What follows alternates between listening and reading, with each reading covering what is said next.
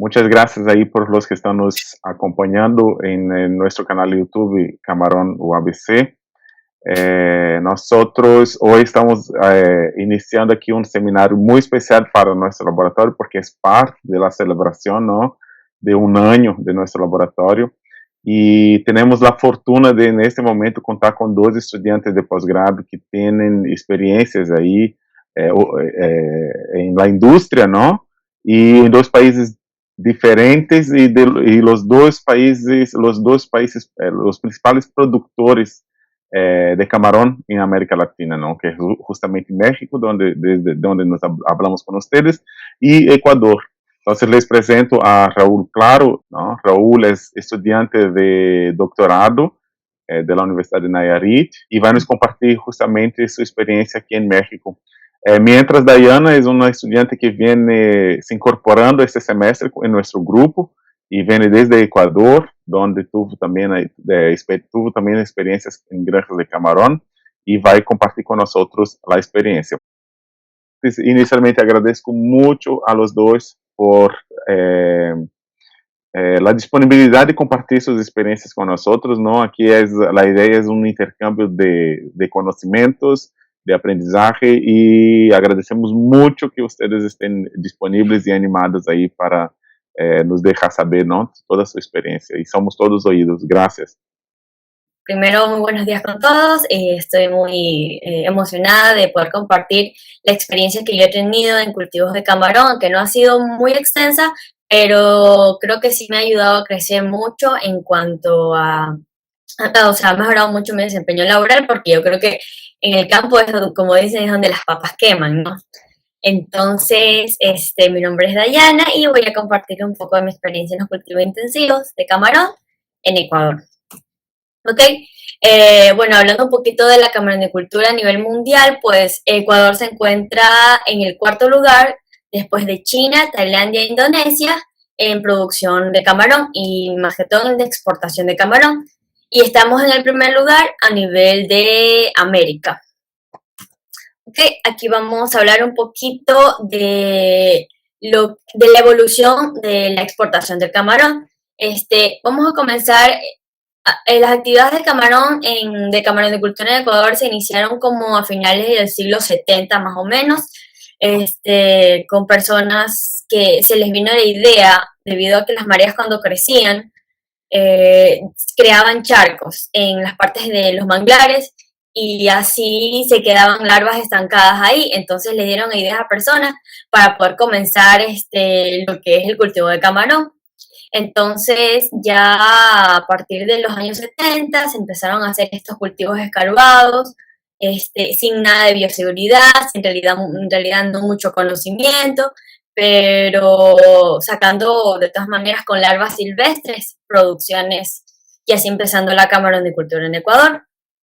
Ya este cuadrito que vemos aquí, vemos los años, a partir de 1994 donde ya empezó a guardarse los datos de exportación del camarón, ¿no? El camarón ya se iba a otros lados. Entonces, si podemos observar, esta línea va creciendo, o sea, va ascendiendo, ¿no?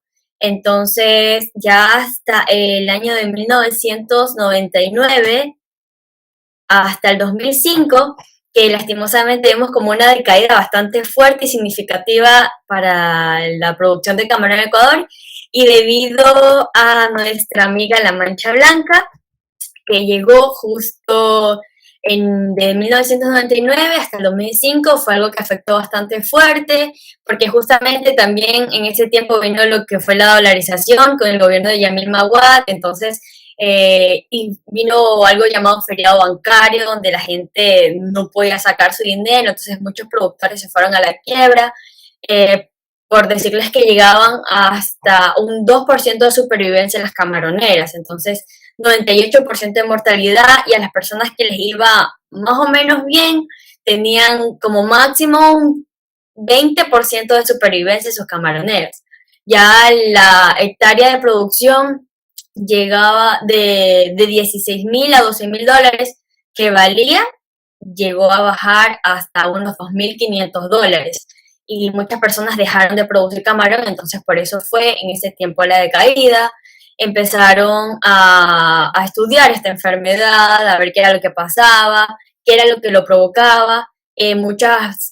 Otros organismos fueron afectados, como otros crustáceos, como como cangrejos, jaivas, fueron afectados por medio de esta contaminación horizontal, ¿no? Entonces, ya implementaron como protocolos de bioseguridad, donde utilizaban cloro para desinfectar las piscinas, y ya en 2005 se puede ver como que otra vez se empieza a levantar esta producción, ¿no? Se empieza como que otra vez, ya se van viendo supervivencias un poquito mayores, ya va subiendo, entonces empieza otra vez a crecer o a surgir la producción de camarón en el Ecuador. Ok, aquí o sea, la línea nos muestra que está creciendo, que empezó a crecer bastante rápido, 2014 hasta llegar al 2020, pues que ahí justamente pues fue época de COVID, y que la exportación, o sea, porque estamos hablando netamente de exportación en este cuadro, bajó nuevamente, debido a que había muchas normas para poder exportar camarón, y que en Ecuador habían encontrado trazas de virus en los camarones, entonces los devolvían, y entonces eso devaluó un poco el precio del camarón del 2019 al 2020, pero recuperándose muy bien ya en el 2021. Ok, aquí tenemos un mapa de Ecuador, donde ya en la parte del perfil costanero voy a nombrar las principales provincias que producen camarón y el porcentaje que producen camarón. Entonces, para el norte de Ecuador tenemos Esmeraldas produciendo un 9%, de Manabí con un 9%, de Manabí es donde soy yo, donde provengo. Santa Elena, la península, un 7%, Guayas con un 60%, llevando la cabecera de la producción de camarón a nivel nacional, y El Oro con un 15%. Son las ciudades que son como que el motor de la producción camaronicultora en Ecuador. Ok, aquí tenemos un cuadrito del precio desde 1994, del precio por libra, porque nosotros manejamos muchos libras y quintales, no nos manejamos mucho por kilogramos. Entonces, como va fluctuando el precio del camarón a lo largo de los años hasta llegar al 2021. Bueno, antes un poquito más costoso, ¿no? De 3.63 hasta ahora que 2.74, que no está mal, pero bueno, pues como ya hay más competencia, pues ya el precio no está tan alto como antes. Este es un cuadro del precio solamente en el año de 2019 al 2021, que fue, como les había comentado, el 2019 se afectó bastante debido al COVID, a que las exportaciones habían como que ha bajado un poco, porque se quedaban contenedores estancados, y había mucho producto estancado, entonces la demanda del camarón empezó como que a bajar un poco, y el precio por ende afectó a, a, a los productores. Ok, aquí voy a hablar un poco de mi experiencia neta dentro de las granjas camaronicultoras. Yo realizaba lo que es el análisis de campo, estas patologías de campo en fresco, era parte responsable de la cosecha, de cuando ya el camarón se cultivaba, y responsable de la bioseguridad, debido a que yo realizaba los análisis, y se podía checar semana a semana si el camarón presentaba alguna anormalidad y habría que tratarlo de alguna manera. Trabajé en dos tipos de camaroneras, una que es parte de mi familia, que tan solo son 10 hectáreas, y otra pertenecía también a otro grupo de la misma zona, en Pedernales. Las dos se encontraban en la zona de Pedernales, en Manabí, donde les había mencionado que tiene el 9% de producción de camarón. En este segundo lugar sí me encargaba netamente de lo que era analista de campo, checando calidad de agua y patología en fresco del camarón. Ok, bueno, pues vamos a hablar un poquito sobre la preparación del ciclo de producción, de cómo se maneja acá en Ecuador, por lo menos cómo se manejaba en las granjas donde estuve trabajando. Bueno, se empieza con una limpieza y desinfección. En la primera imagen vemos, nosotros le llamamos rastrillado, que después de cada cosecha que se termina inmediatamente o al siguiente día, no se espera mucho tiempo, se pasan como tablones grandes donde se arrastra toda la materia orgánica tratando de que quede el menor cantidad de lodo posible, ¿no? Y para que quede lo más limpio posible. En la segunda imagen observamos esto se llama el caliado, donde se aplica carbonato a toda la piscina para realizar una desinfección de bacterias, virus, entre otras, y más o menos se deja un tiempo de 3 días para que esto haga un efecto y se procede a un llenado de piscinas. El llenado de piscinas se puede hacer mediante reservorios o utilizamos por lo general las piscinas que se encuentran como cerca de las partes de manglares o cerca del perfil costanero, que son en realidad las mayorías, se manejan mucho por las mareas. Entonces, y especialmente cuando son mareas altas que pueden llegar hasta 3.1 metros de altura, se aprovechan mucho porque les ahorra diésel, porque aún siguen utilizando bombas que agarran el agua con diésel, entonces ya les ahorra diésel y les ahorra energía, entonces ya con la sola fuerza de la entrada del agua hacia las compuertas, pues ya pueden llenar y ahorrarse algo de dinero. ¿Ok? Aquí está una de las fotos de las piscinas de las granjas camaroneras donde estuve trabajando, donde si podemos observar en la primera imagen se trabaja mucho allá con piscinas que se le llaman que tienen préstamos. Estos préstamos, por ejemplo, esta modalidad es que tienen como una mesa en el centro y a los alrededores es como más profundo, que puede llegar a tener, en el centro puede llegar a tener como 50 centímetros de mesa y ya a los alrededores puede llegar a fluctuar esta profundidad entre 1.5 a 2 metros. Entonces, así ya en la segunda foto podemos ver ya la piscina completamente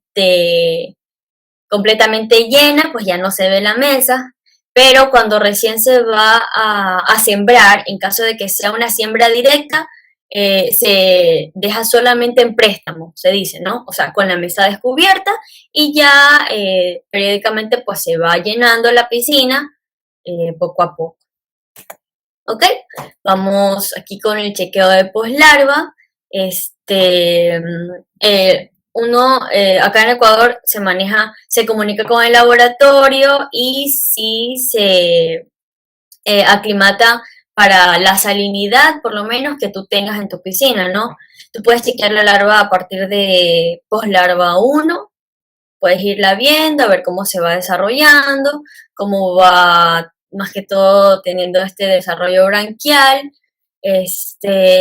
y irla chequeando periódicamente hasta que sea el día en que tú vayas a despecharla. Uno de los parámetros que vemos cuando vamos a chequear la larva es este porcentaje de opacidad, que es que la larva se vea como se ve aquí, que se ve bien transparente. La motilidad intestinal, pues que tenga un buen movimiento intestinal. El desarrollo branquial, muy importante, antes de llevar la larva al laboratorio, a las unidades de producción. Necrosis en tanto a nivel de pleópodos o de anténulas o de músculos. Y bueno, pues la locomoción, que eso ya no es necesario verlo en un microscopio, que se habla simplemente, pues lo podemos observar aquí, a ver, dándole un pequeño movimiento al agua, haciendo un sifón, para ver cómo estos animales reaccionen y cómo van nadando, ¿no? Ok, aquí vamos a observar hay una larva que no está en tan perfectas condiciones, ¿no? Ya que tiene cierta materia orgánica pegada a nivel branquial, entonces pudo haber sido causa de que la larva ya esté muy grande, ya que haya mucha materia orgánica o que simplemente en el tanque donde las tenían no la realizaban una limpieza, no hacían el recambio de agua necesario o las estaban sobrealimentando. O, o así, ¿no?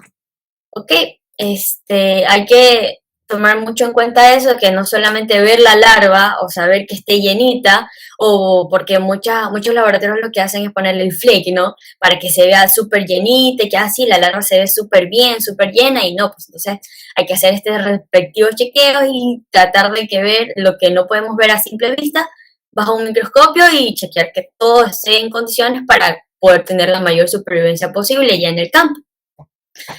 Estos despachos de larva, pues nosotros sí realizábamos despachos de larvas en caja debido a que la camaronera donde yo me encontraba trabajando no eran carrozables, entonces sí había que pasar por lanchas y se tenía que empacar por cajas, cajas de aproximadamente 15 litros, cada funda cargaba más o menos 15 litros de agua y se iban poniendo las larvas y con un poco de carbón activado para poder atrapar gases, ¿no?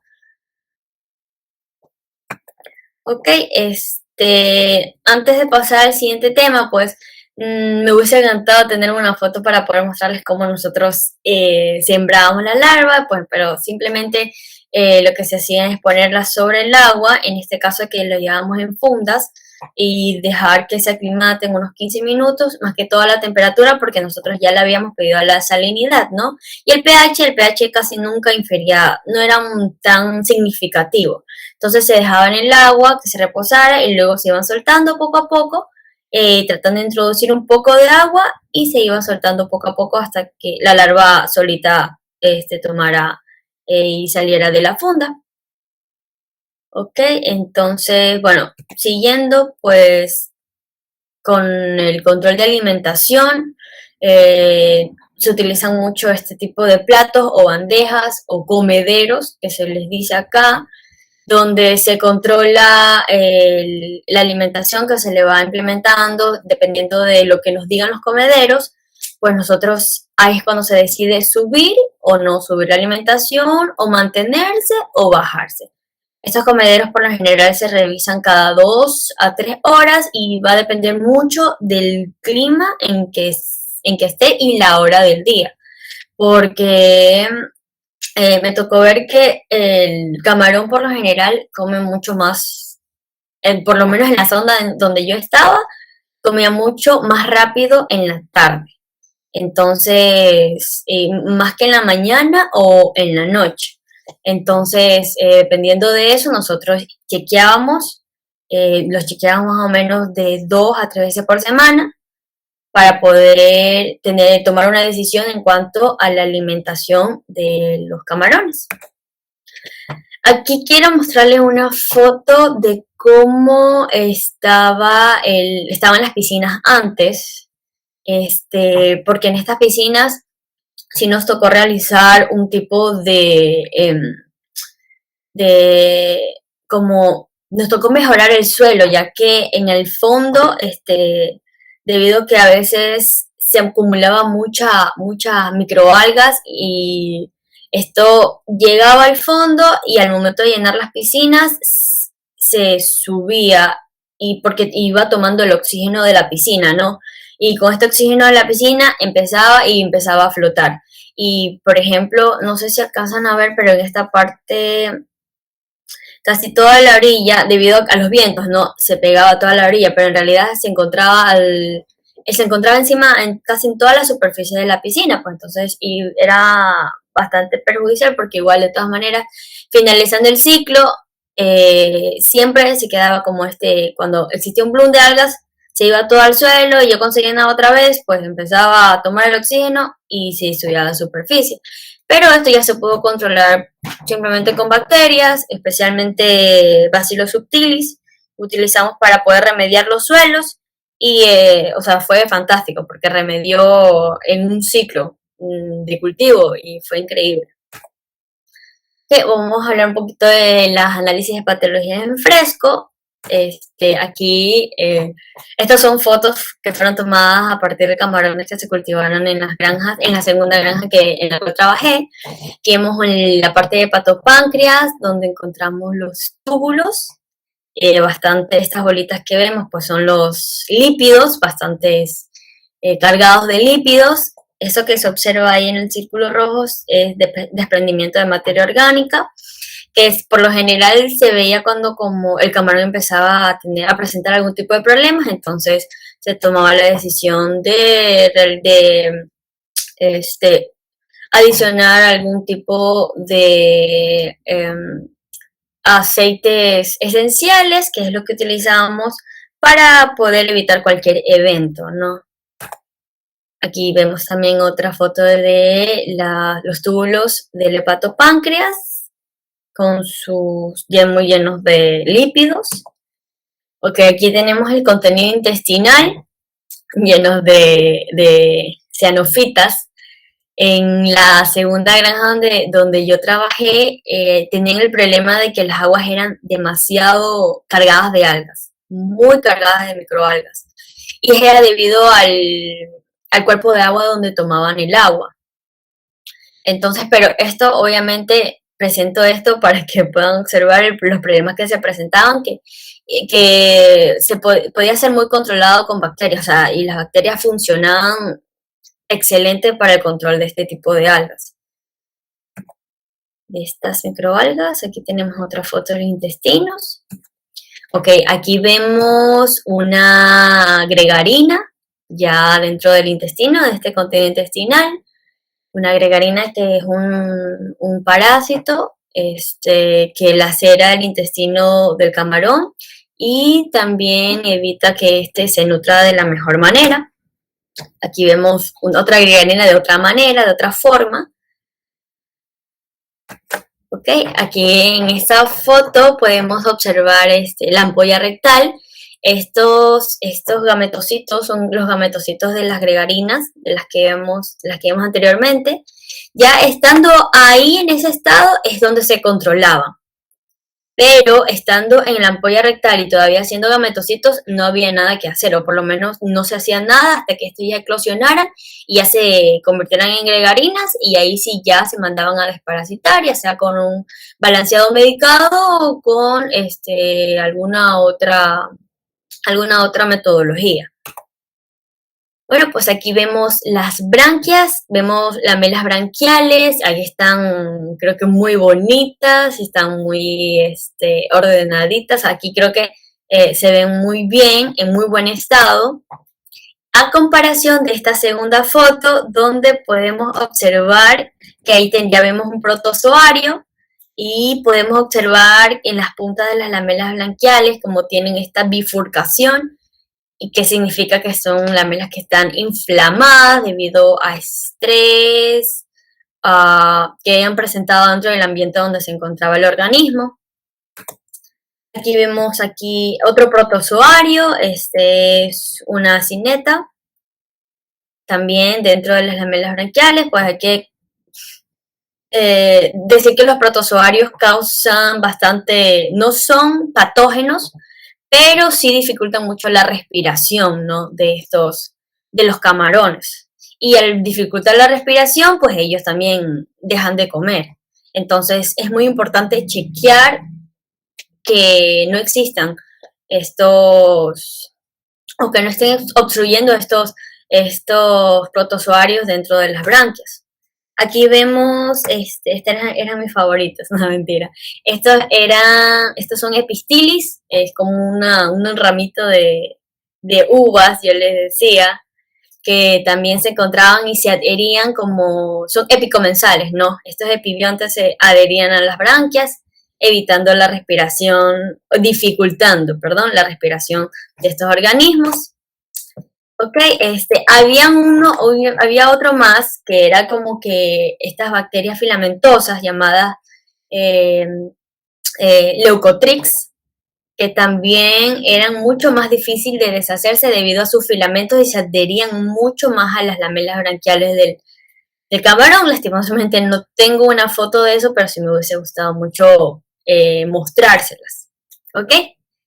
Ya al momento de llegar a la pesca, ya cuando ya el camarón llegaba a una talla comercial, que más o menos es en 30 días después de que se siembra hasta que ya se va a cosechar, en 30 días llega a sus 14 gramos, entonces se hacía la medición del porcentaje de flacidez, donde alguien iba a una piscina, agarraba esta herramienta que es la atarraya, y se podía medir el porcentaje de cuántos animales estaban flácidos y si ya estaba listo para poder realizar la cosecha, ¿no? Ok, aquí hay una tablita, esta es una tablita de una empresa que se llama el Pacific, donde por lo general podías como guiarte, ¿no? En caso de que se la vendieras tu producción a la empacadora de Pacific, pues ahí este camarón se iba a clasificación y por lo general los precios con los que se guiaban son los que están aquí encerrados en el cuadrito rojo, que son 100, 120, 80, 100. Estos son por números de camarones por kilos. Aquí sí se manejaban por kilos. Entonces, por ejemplo, digamos que el de 60, 70 camarones por kilo es más o menos un camarón de 14 gramos. El de 50, 60 era un camarón de 16 gramos, así aproximadamente. Y bueno, pues esta es una tabla del aguaje número 14 del 2022, hace poquito. Y en caso de que también no hubieses decidido venderlo a la empacadora, pues había esta manera donde le decían al barrer, donde había una persona que iba, y ahí, por ejemplo, no, el camarón no se iba a clasificación, sino que esa persona, por ejemplo, iba a testear el camarón a la unidad productora y por ejemplo, bueno, agarraban una cantidad de camarón, medían un peso promedio del camarón, pues, y dependiendo a esta tablita, se podía ver, por ejemplo, el camarón está en 14 gramos, ok, 14 gramos, el de 60, 70, 1,50. Entonces se iba más o menos, se negociaba un precio, ¿no? Pero esa persona no lo lleva a clasificación por lo general cuando se vende al barrer y solamente se lleva, así sea el camarón hasta el más pequeño, porque sale igualmente camarón más pequeño, se lo llevaba todo al mismo precio. Ok, aquí tenemos una imagen de cómo son las cosechas. En la primera imagen podemos ver esto, que están los tanques, ¿no?, de camarón, y ahí lo que están levantando se llama jicla. Esta jicla son como unos bolsos, ¿no? En la segunda imagen podemos ver como una net negra donde están los pescadores, se les dicen bolseros, a ellos que se encuentran en la parte de abajo, donde ya al final de la net negra, se ponía el artefacto que vemos en la primera imagen, la jicla, y se iba llenando. A medida que iba saliendo el camarón, se iba llenando y se iba subiendo a los tanques. Entonces ya aquí en esta foto, como el agua ya está baja, ya la marea ya está prácticamente en baja mar, ahí ya estábamos terminando, porque por lo general una cosecha se empieza como a mitad de marea, ¿no? También debido a la corriente y para que el impacto del efluente que vaya saliendo de la piscina no sea tan fuerte o sea, y a lo que va saliendo el agua, ¿no? Por las compuertas. Ok, aquí vemos esta sí fue una venta al barrer, como se dice, ¿no?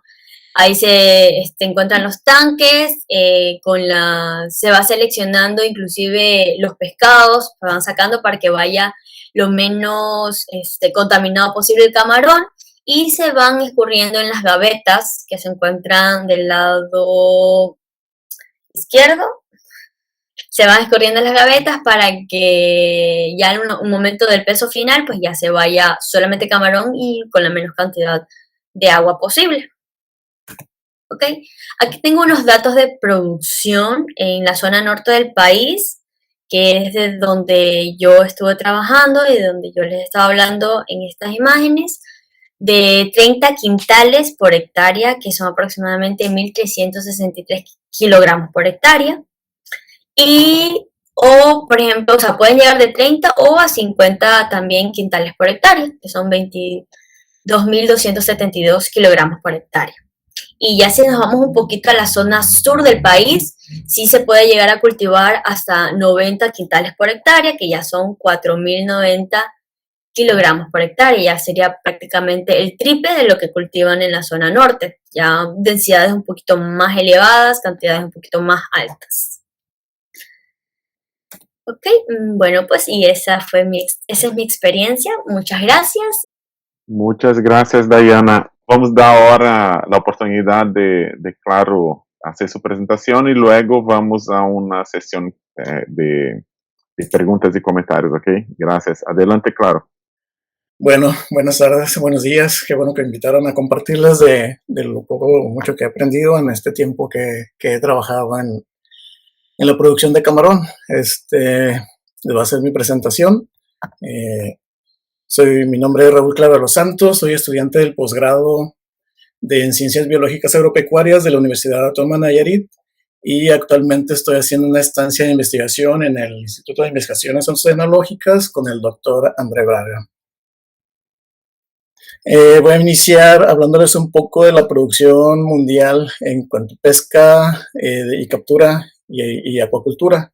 En los últimos 20 años hemos visto cómo ha ido creciendo la acuacultura a llegar a ser casi igual.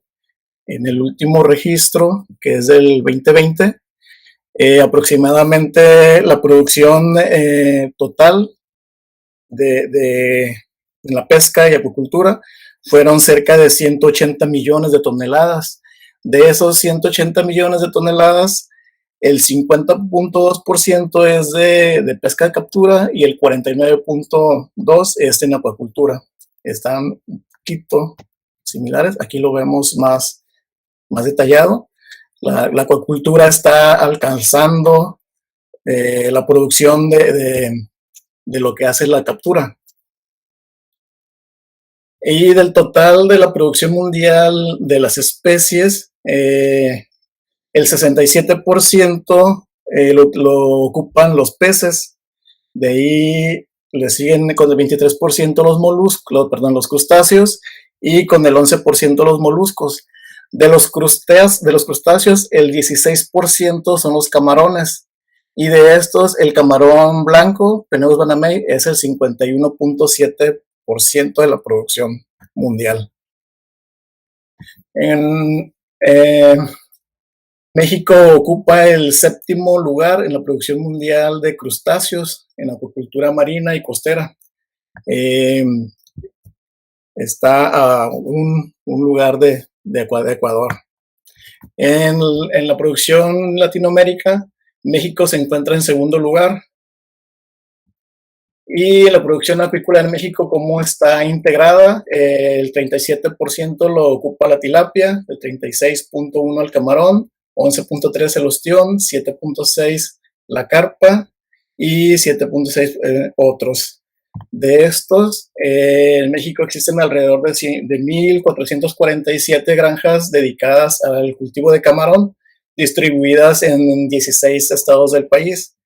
De estos, Sonora, el estado de Sonora y Sinaloa producen casi el 90% del camarón. A pesar de que el camarón es el segundo producto en cuestión de volumen, obtiene el primer lugar por el valor comercial en las exportaciones. En cuanto a la serie histórica en México, aquí vemos en el 2003 hubo una disminución de casi el 90% de la producción, esto debido a la mortalidad temprana. y solamente estuvieron 2 años en los cuales estuvo baja la producción, en el 2013, 2014, y a partir del 2015 volvió nuevamente a incrementar la producción hasta la actualidad. Como había comentado, Sinaloa y Sonora son los principales productores de camarón. Le siguen Nayarit y Tamaulipas, está cerca de alcanzar a Nayarit. En cuanto a la producción por estados, el último dato del 2020, Chiapas ya no aparece en la producción del cultivo de camarón, pero anteriormente sí tenía, a pesar de ser muy poco, sí tenía producción.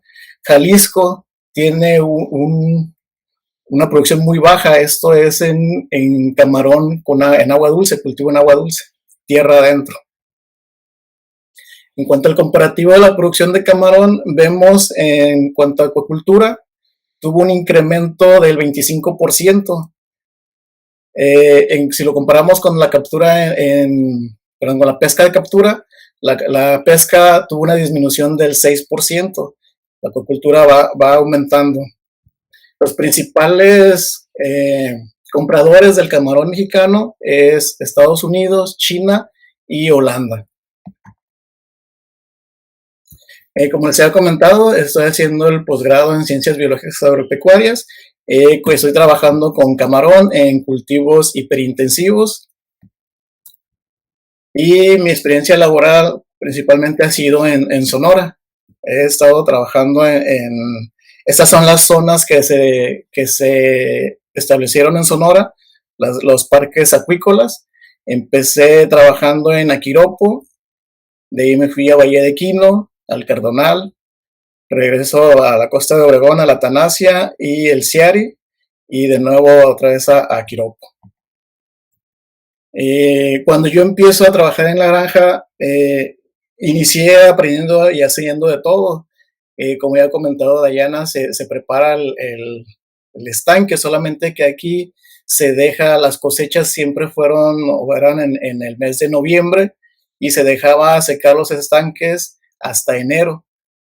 A finales de enero se empezaba a rastrear para voltear la tierra, se encalaba y se hacía todas las preparaciones para hacer el llenado de los estanques, la siembra, precosechas, cosechas y el embarque. Yo inicié en esta granja, tiene alrededor tenía en ese tiempo 800 hectáreas. Me tocó estar hasta el fondo. Allí fue donde empecé a trabajar y inicié con la aclimatación de los camarones. Se hacía la aclimatación, se hacía el conteo de larvas, se hacía la prueba de estrés. Si pasaba la prueba de estrés, se aceptaba el embarque. En caso de que no pasara la prueba de estrés y todos los requerimientos que se ocupaba para la larva, como ya ha comentado Dayana, se regresaba el embarque, no se permitía el ingreso, se regresaba. Y si pasaba, se hacía la aclimatación y la siembra. Hacíamos testigos de siembra, los cuales se contaban 24 horas, 36, 48 y uno de 15 días para ver la sobrevivencia de la larva.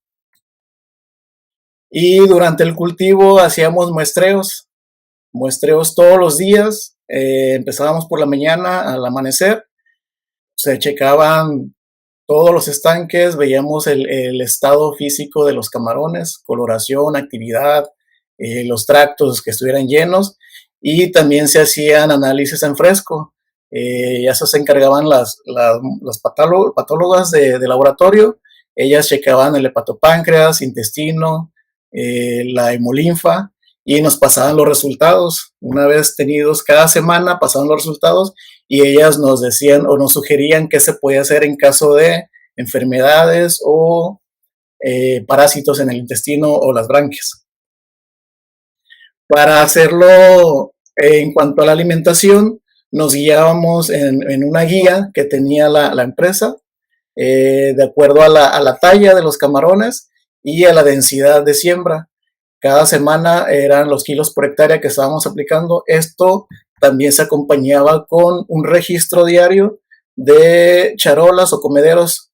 Se hacían códigos y de acuerdo al código, el punto de equilibrio lo manteníamos en 0. Si era arriba de 0, se iba bajando el porcentaje de la alimentación. Si era abajo del 0, aumentábamos el porcentaje de la alimentación. Esto se checaba cada 3 horas antes de la alimentación todos los días, y todos los días en cada alimentada se iba ajustando la ración del alimento. En otro parque, en el Ciari, en la costa de Obregón, me tocó participar o ayudar en la construcción de una maternidad. Empezamos desde 0, fuimos pues, poniendo la estructura y las tinas. Nos entregaron las tinas, los tanques, y teníamos que revisarlos todos, que no tuvieran fugas. En caso de tener fugas, repararlos y poníamos la aireación. Ya teniendo la aireación, se calaba nuevamente y ver si todo estaba funcionando bien para la siembra. Sembramos 16 poslarvas por litro, y esto nos alcanzaba para llenar los estanques, que eran alrededor de 200 hectáreas. Se sembraban 15 camarones por metro, y de aquí salían todo el camarón para la granja. Posteriormente fui a trabajar a ProNatura en la construcción, la certificación de redes. Los pescadores nos llevaban las redes, nosotros las certificábamos y checábamos la captura para ver si funcionaban o no funcionaban, y hacer el cambio de redes para los pescadores, el cambio de redes que tendían. Esto era para ayudar a la protección de la vaquita marina. De ahí, una empresa en Yucatán que se dedicaba al cultivo de pargo canané me contrató, y me fui a la unidad académica en CISAL de la UNAM a capacitarme con el doctor Adolfo Sánchez para el cultivo de esta especie. Y después un maestro compañero de la Ingeniería Pesquera, la Escuela Nacional de Ingeniería Pesquera, me invitó a asesorarlo en un cultivo de camarón en agua dulce. Ahí estuvimos cultivando durante un tiempo el camarón en agua a 0 salinidad, y tuvimos un buen resultado. De ahí fue que así fue como entré al posgrado. Me hicieron la invitación para continuar haciendo el posgrado, y fue que empecé a trabajar, empecé a estudiar en el posgrado. Ya estando en el posgrado, me fui a aprender el cultivo de biofloc en el programa Camarón de la UNAM con el doctor Manuel Valenzuela. Ahí estuve haciendo un trabajo, una estancia con él, aprendiendo del biofloc, y duré como 2 meses con él. Y aparte de hacer el posgrado, en compañía o en ayuda de la doctora Viridiana Peraza, nos dedicamos a la concientización de la limpieza de las playas, y también colaboro con el campamento tortuguero de San Blas, Ayetzihuaki, que significa nido de tortuga. Recolecto y llevo los huevos al campamento posteriormente a la liberación de las tortugas.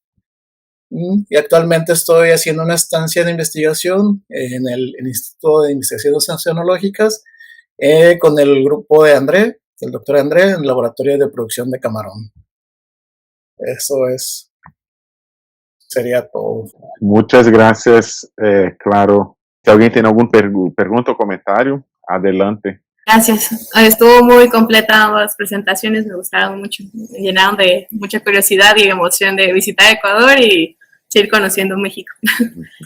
Para los dos tengo la misma pregunta. ¿Cómo era el manejo de aguas residuales de estos camarones, de estas piscinas o de estas estanques? Bueno, pues en el caso de acá Ecuador, el manejo de estas aguas residuales, para que causen, me imagino, yo creo que te refieres más que todo al impacto ambiental que pueden causar, ¿no? No existe. Por lo general, ese es uno de mis objetivos, ¿no? Llegar, tener el conocimiento de nuevas tecnologías para poder implementar a estos cultivos extensivos, hiperintensivos, y poder así causar el menor impacto, por ejemplo, como lo hace la tecnología biofloc, ¿no? Entonces, y tratar de que estos compuestos nitrogenados en la menor cantidad se vayan hacia estos cuerpos de agua, que definitivamente son súper importantes porque es de donde nos servimos. Pero no existe en sí como una regulación, así como que, bueno, terminó la cosecha, hay que tratar esto para poder causar el menor impacto al medio ambiente. No hay allá, no hay. Igual en las granjas en Sonora en las que trabajé, igual todo el desecho del agua se iba al dren, se llenaba y se vaciaba directamente al mar. Algunas granjas sí pusieron eh, semillas de mangle en su canal de reservorio y eso les ayudaba a bajar un poco la carga de nitrógeno, pero fueron muy pocas. En el laboratorio que estoy en la Escuela de Ingeniería Pesquera, tenemos una laguna de oxidación. Se descarga el agua a la laguna de oxidación, se trata con probióticos y también puse mangle alrededor de la laguna y eso es lo único que estamos haciendo. Ok, gracias. ¿Más alguna pregunta? Armando. Ah, espera. ¿Quién levantó la mano? Fue tú, Armando, ¿no? Armando nos pregunta aquí en el chat, ¿no? Pergunta para Dayana.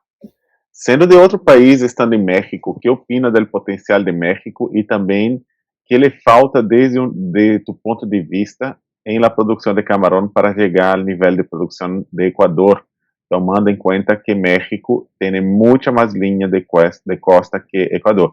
A ver se Dayana conta o segredo, ¿no? Bueno, estando aquí, conociendo un poco más de la producción de México, yo creo que me atrevería a decir que es por el clima de acá. Porque allá nosotros, indiscriminadamente, durante todo el año cultivamos camarón. O sea, no hay una fecha en que decir, no, esta fecha no se puede cultivar camarón, no hay que esperar tanto tiempo. Y así, o sea, se pueden hacer en una piscina hasta 5 ciclos. He escuchado que hacen hasta 7 ciclos de camarón en el año, que es bastante, y yo creo que es por eso. ¿Y cómo llegar a cultivar camarón? Pues no tener miedo y meter más cantidad de camarón por hectárea. Sí, en efecto, aquí en México, más al noreste, es un ciclo largo solamente, aprovechan los meses más calurosos. En Nayarit hacen 3, pero el problema en Nayarit es que hay mucha lluvia, pues, igual no se puede tantos ciclos, pues es el único estado que produce 3 o 4 ciclos. Los demás es un ciclo largo y aprovechar los meses más calurosos. Tenemos una otra pregunta, André, adelante. Hola, buen día. Me gustó mucho su presentación, muy interesante, muy completa y entre las dos, porque, pues, como decía, es que Dayana estaba en la parte de patología y claro, estaba afuera, ¿no? O sea, estaba justamente en la producción, pero me dio mucha curiosidad el cómo manejaban las mareas a su favor para todos los sistemas y los estanques, ¿no? En cambio, bueno, me hace dudar de si hay ese tipo de tecnología o de uso aquí en tanto Nayarit o en México, ¿no? Porque es aprovechar la fuerza natural, una fuerza que limpia y que te ayuda a cosechar y que al mismo tiempo ya tienes un ciclo que no depende tanto de la producción de lo que tengas como insumo, sino del ciclo lunar, ¿no? Está muy padre. Entonces la duda es si conocen de alguna, ya sea otra granja que utilice estas mareas a su favor, y pues si me puedes platicar un poquito más de eso, ¿no? ¿Quieres saber de Ecuador o de México? No sé. De ambos. En Ecuador donde yo trabajaba, sí, bueno, trabajábamos, estas tablas de marea son realizadas por la Cámara Nacional de Agricultura, por el INAMI también, donde tú, pues, podías ver diariamente cómo la marea, hasta qué punto subía o cuántos metros subía. ¿no? Y estos aguajes se presentan más o menos cada 15 días, donde podríamos decir, un aguaje es cuando ya llegan como a un punto máximo de la altura de la marea, donde ya llegaban como a 3.1, 3.2 metros de altura. Y ahí es donde se aprovechaba ese llenado y esa fuerza del agua para poder llenar las piscinas y así evitar el uso de combustibles o el uso de electricidad o etcétera, ¿no? Inclusive se utilizaban las mareas para limpiar las piscinas, o sea, a medida de que se iban llenando, hacía que se metiera un poco el agua a las piscinas, se cerraban las compuertas y ya cuando la marea estuviera baja, que estuviera en baja mar, se volvían a abrir las compuertas para que toda esa suciedad, me da mucha vergüenza decirlo, saliera otra vez al mar. Sí, pero es bastante... Obviamente esta marea solamente las podían aprovechar las camaroneras que estaban, ¿no? Como que en contacto directamente con el mar, ¿no? Entonces, inclusive se jala para llenar las mismas, cuando llegaban, podríamos decir que también llegaban a haber aguajes que no eran tan altos, que llegaban solamente hasta 2 metros. Entonces ahí sí de ley a fuerza tendrías que utilizar una bomba de extracción de agua para poder llenar la piscina. Conozco una granja que trabaja más o menos como dices tu boda. Está, si no me equivoco, fue de las primeras granjas en México. Está justo a la entrada en San Blas. Trabaja con las mareas. Cuando sube la marea, entra el agua al estanque, se mantiene lleno y al bajar cierran la entrada al estanque y dejan el agua un tiempo y la vuelven a soltar. Esa sí trabaja con mareas. En Sonora es difícil. Me tocó trabajar en estanques muy bajos y para la cosecha es muy difícil. Solamente teníamos unas cuantas horas para cosechar cuando está la marea baja. Empezaba a subir la marea y el agua entraba por la salida del estanque. O sea, ya no íbamos a poder. Lo que hacíamos era poníamos un cerco y con la misma bomba de la cosechadora estar tirando el agua. Solamente así, pero sí nos ganaba la marea. Incluso había estanques que ya cosechados, ya secos, se cierran y el manto freático subía el agua, se llenaban otra vez. Entonces sí es difícil. Por lo general los hacen muy arriba, o sea, los hacen altos los estanques y el cárcamo es el que sube el agua. Se aprovecha la marea, pues cuando es marea alta y para bombear. Pero así como para no usar diésel o algo así, no, es difícil. Mire, não sei se tem mais alguma pergunta, senão eu tenho uma perguntota para a Dayana e uma para Claro. Antes disso, na realidade, me gostaria de enfatizar que o objetivo do seminário, quando hicimos o seminário, propusimos o seminário, número 1 era para celebrar nosso grupo, não? Celebrar. Realmente somos um grupo muito diverso, me dá uma alegria enorme.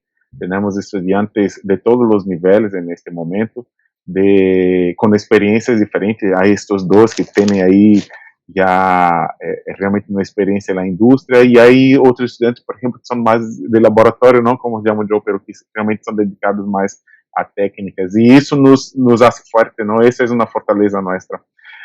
E además de celebrar nosso grupo, o objetivo, por exemplo, de subir este vídeo ao YouTube também é divulgação. E quando falamos de divulgação, estamos falando de nos acercar, ¿no? De gente que quizás está iniciando en el cultivo de camarón y va a asistir el video de ustedes, ¿no? Gente que ya trabaja y quiere, por ejemplo, tener esta comparación que estamos hablando del país, ¿no? Alguien del Ecuador quiere saber un poquito más de México y viceversa. Entonces, por lo dice que yo hago dos preguntotas, una para cada uno, que es en el sentido de aclarar. Para nosotros escuchamos y entendemos, ¿no? Pero aclarar puntos que ustedes platicaron. Por ejemplo, para Dayana, ¿no? ¿Por qué, Dayana, tú crees que, ahí ya hablando más de producción, ¿no? ¿Por qué tú crees que en la tarde tú tenías esta observación, ¿no? De que realmente la alimentación era más rápida en la tarde. ¿Cuál es el principal factor que atribuyes tú a eso?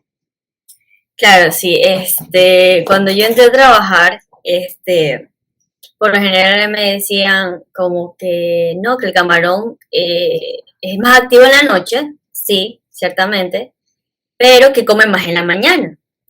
Entonces, yo misma me encargaba de ir a ver los comederos. Yo misma me encargaba de ir a revisarlos a las 2 horas en la mañana, cada 2 horas, porque lo alimentábamos 3 veces. En la mañana, en la tarde y luego ya casi en la noche. Entonces, y llegué a la conclusión de que es que justamente era época caliente, tras que es caliente, donde yo estoy, era época un poquito, las temperaturas estaban un poquito más elevadas. Y entonces a esa hora estaba el sol intenso, más o menos que era como a las 12 del día, le alimentábamos a las 12 y yo lo iba a revisar como a las 2 y ya no había absolutamente nada. Y yo cuando revisaba, hacía eso en la mañana, pues tenía que revisar como a las 2 horas y media y ahí ya se habían acabado todo. Entonces yo dije, no, pues yo digo, mi conclusión fue de que comían más en la tarde debido a la temperatura en la que ellos se encontraban en ese momento. Sí, esa fue mi conclusión. Aunque también dije, pues, a lo mejor y así mismo como están consumiendo a esa hora, así mismo lo están expulsando, o sea, no lo están asimilando tan rápido, o sea, el alimento no pasa tanto tiempo en el tracto para asimilarlo. También era como que, o sea, es un punto en contra, ¿no? Entonces, eso es lo que yo pensé. Y ustedes, perdón, era una pregunta, pero me surgió algo. Y ustedes, aprovechando eso, elaboraban algún tipo de estrategia, ¿no? Para aprovechar que el camarón, por ejemplo, consumía más en este horario. Claro, en donde yo estaba, por ejemplo, solían alimentar muy temprano, a las 6 de la mañana. Entonces, estaba muy fría el agua todavía a esa hora. Entonces, de ahí se empezó a alimentar un poquito más tarde, a partir de las 8 de la noche, a las 8 de la mañana, se empezó a alimentar para aprovechar esta actividad del camarón. Y sí, resultaba porque los platos estaban vacíos, no se lixiviaba tanto los nutrientes del balanceado, ¿no? Entonces, porque también eso se quiere, o sea, que no se vaya esos nutrientes, que se vaya deshaciendo, que el camarón se demore mucho en comerlos, sino que los aproveche al máximo. Eso cambiamos los horarios, se cambiaron los horarios también dependiendo del clima, se cambiaron los horarios dependiendo de la actividad del camarón. Gracias, Diana.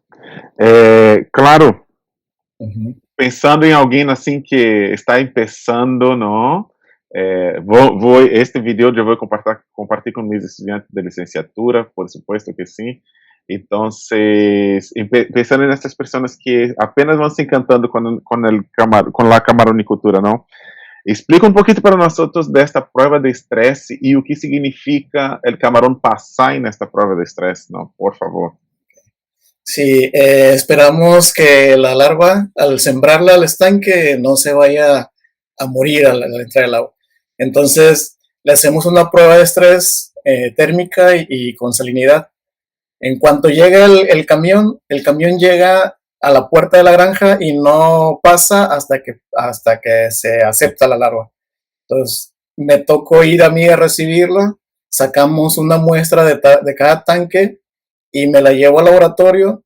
Ya tenemos agua fría, 18 grados, y agua dulce. En cuanto llegan, se pasan todas las larvas al agua dulce fría, se dura media hora.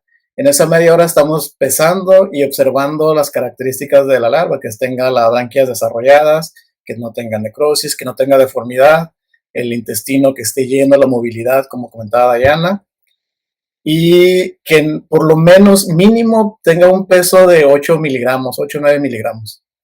Si era menor, igual se rechazaba. Entonces, después de media hora se cambiaban las larvas al agua salada en la que venían, o al agua del estanque, igual otra media hora. Y al final se contaba y se hacía la sobrevivencia o la mortalidad de todos esos pasos que descubrió la larva. Y tenía que tener por lo menos 87% de sobrevivencia para aceptar la larva. Si pasaba, podía llegar a un acuerdo con 87, pero ya abajo ya no. Igual el peso. abajo de 8 miligramos ya nos aceptaban. Incluso cuando teníamos la larva y colectaba en la cubeta, al llegar al laboratorio, si yo veía que todo estaba en el fondo, fondeada, como se dice, y no había movilidad, pues ya no se hacía la prueba. O sea, ya estábamos viendo que no iba a sobrevivir. Entonces se rechazaba todo eso. Tenía que pasar todo, se hacía una prueba, se hacía de cada uno sacábamos 150 larvas y de cada uno se iba haciendo. Se saca la disparidad de tallas, también si hay mucha disparidad, igual se rechaza. Entonces tiene que tener que venga sano, que venga un peso aceptable, que tenga las branquias bien desarrolladas y que sobreviva a todos esos cambios de salinidad, de temperatura. Esa era la... Ok. Y también quería comentar algo sobre la alimentación, como dice Dayana. Me tocó en una granja en agosto, julio, agosto, que empieza porque tenemos problemas de oxígeno. La alimentación mayor es en la tarde, el 60% de la ración total es en la tarde. Y al aplicar alimento igual se baja el oxígeno. Hicimos el cambio, en la mañana era el 10, en el mediodía, en la tarde 40 no, 30 y el 60 en la noche. Hicimos el cambio, cambiamos la mayor alimentación, la más fuerte, la cambiamos al día. Y sí, al inicio batallamos mucho. Igual nos comentaba la coordinadora de la granja. Es cierto que el camarón es de hábitos nocturnos, se alimenta en la noche, pero lo tenemos controlado, podemos hacer con él lo que queramos. Le cambiamos la alimentación fuerte al día, aprovechando la producción de oxígeno de las microalgas, y sí batallamos 2-3 días para que agarraran la alimentación en el día, pero sí se logró y logramos no tener bajas de oxígeno en la noche y que se alimentaran de día. Excelente complemento, claro, muchas gracias, 100% de acuerdo. Miren, última preguntota, no para no nos extender ahí demasiado, es un poquito, bueno, es profesional, pero un poquito personal también, porque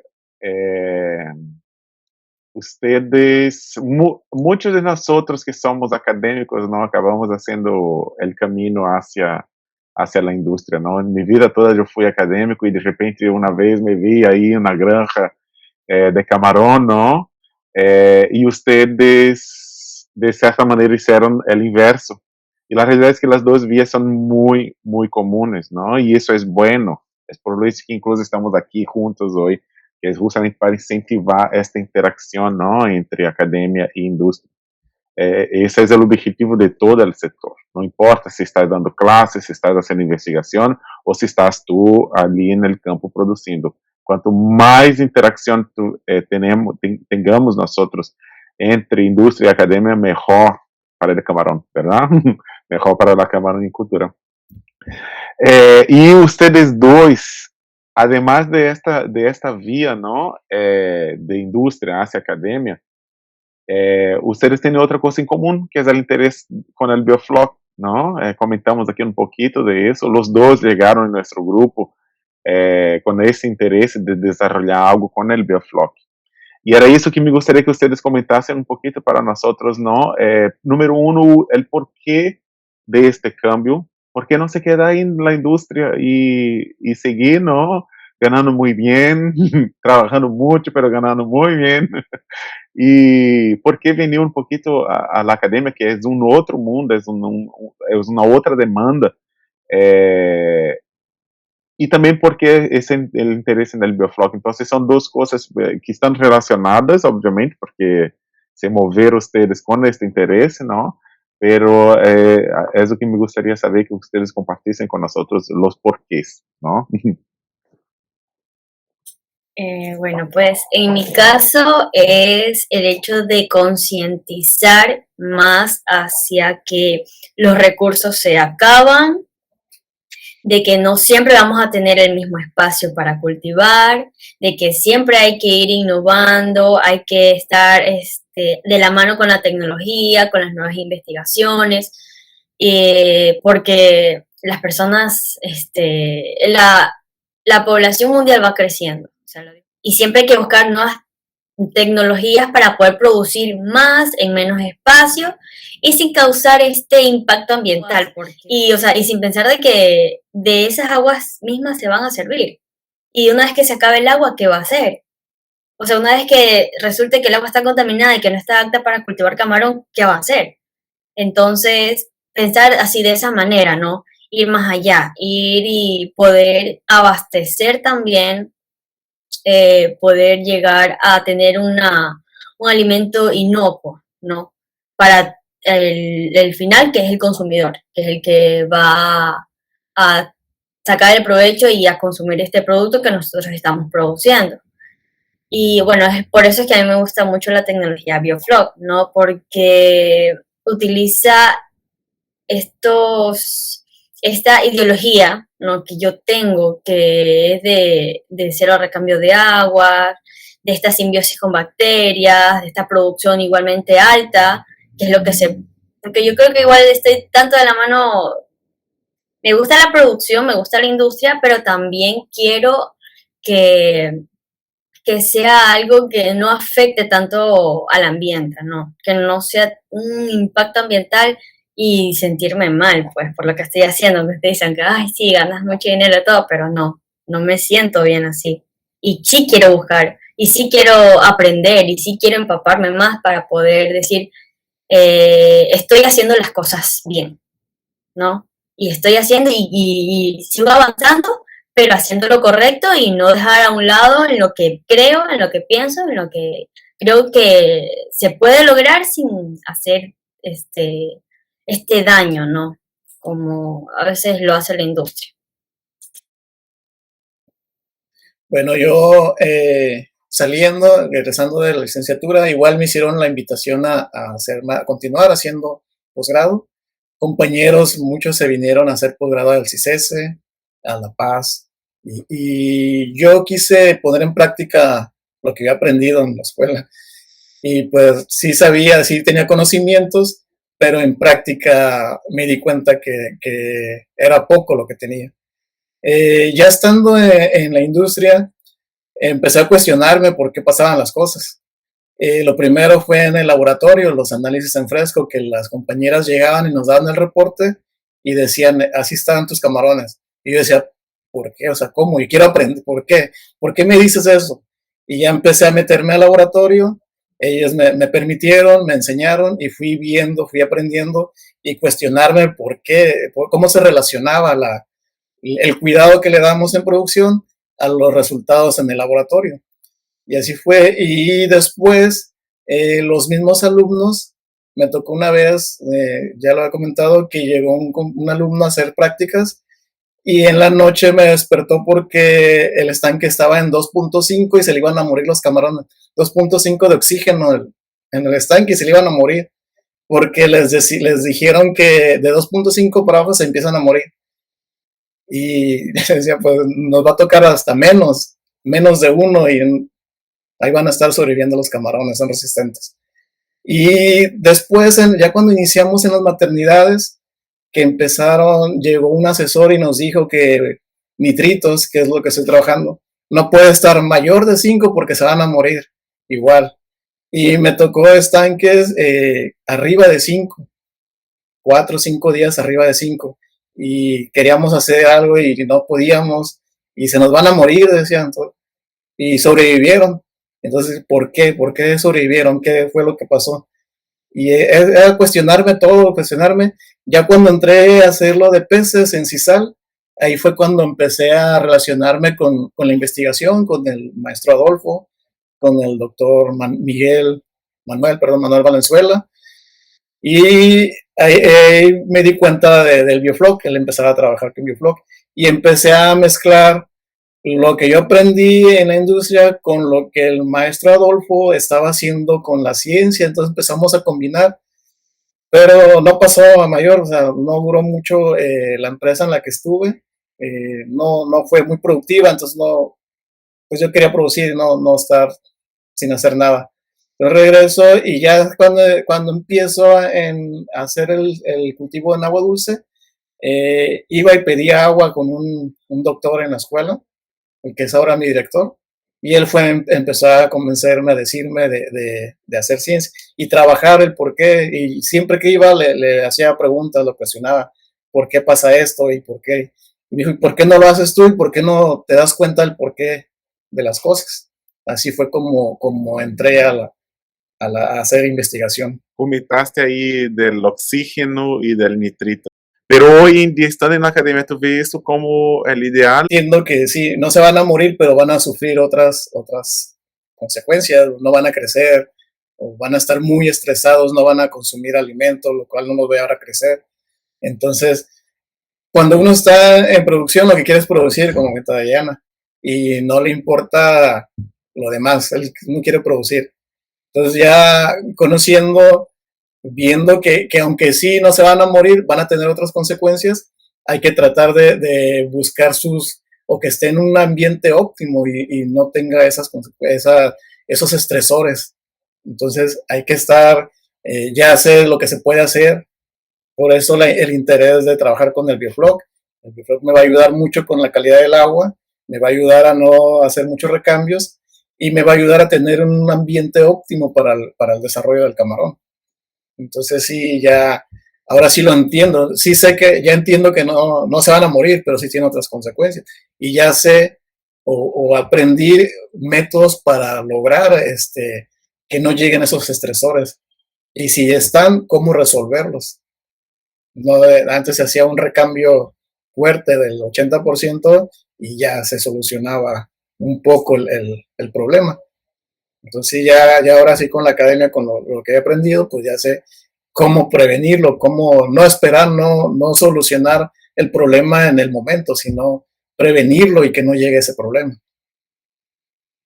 Se me permite hacer un pequeño complemento, un rápido complemento, es que yo sí, ¿no? Coincido con tu comentario y muy interesante, creo que fuimos muy exitosos en juntar a ustedes dos, porque como creo que André comentó, ¿no? Que uno está complementando el otro y en ese sentido, de ese comentario otra vez, ¿no? Porque Diana comentó muy fuertemente el perfil de los productores, ¿no? Quieren, y ahora, claro, también nos recalca eso.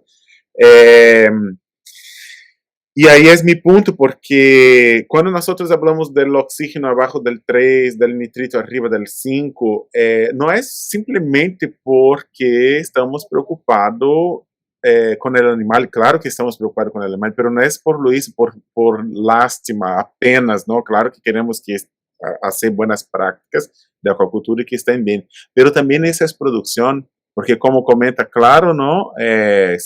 Abajo de 3, quizás não vai se morrer, pero vai apresentar os danos, por exemplo, que Diana ensinou nas brânquias, não? Vai lhe sair necroses, e isso energeticamente lhe custa, não? Lhe custa recuperar estes danos.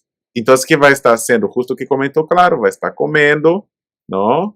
De nosso dinheiro, do dinheiro do inversionista, e não vai crescer tão rápido quanto poderia. Então, ao final de tudo, é produção, é uma preocupação com a produção, que cada quilo de alimento que tu pongas em tu tanque, tu realmente recuperes isso em peso ganado, não? E isso passa por manter essas condições óptimas. Então, não é só porque, ai, pobrecito del camarão, claro que esse é um interesse muito grande, queremos fazer, como comentou Diana, as coisas bem, não? Nosso laboratório, todas as investigações que hacemos é justamente nesse sentido de tornar a produção mais responsável, não? Então, como evitar estas coisas? E se passa, como quizás recuperá-los mais rápido, que é justo a parte do trabalho de Claro, não? Que vamos ter a chance de compartilhar mais adelante, entender esta recuperação do camarão e de aí elaborar estratégias, não? Para tornar realmente a produção mais responsável. Então, era este complemento que queria hacer. Queria agradecer a todos por a presença, especialmente a Claro e a Diana por aceitar venir e compartilhar sua experiência e seus conhecimentos. Creo que foi muito enriquecedor para o grupo, não? Então, também queria estender aí o agradecimento a todos, não? Do grupo e enfim, realmente agradecer. Só queria comentar que, como dije no princípio, não, isso não é uma competência, não. Para concluir, não, nós chegamos se México é mais que Equador, vice-versa. Não se trata disso, não. Realmente queremos ver todos os países da América Latina realmente produzindo cada vez mais e melhor, não? E isso passa por el acercamento que estamos fazendo. Então, realmente estou muito contente com a possibilidade de ter essa oportunidade de compartilhar com gente de fora de nosso laboratório, fora de universidades, que vão poder assistir esse vídeo e entender um pouquinho melhor do que hacemos, do que vocês disseram, não?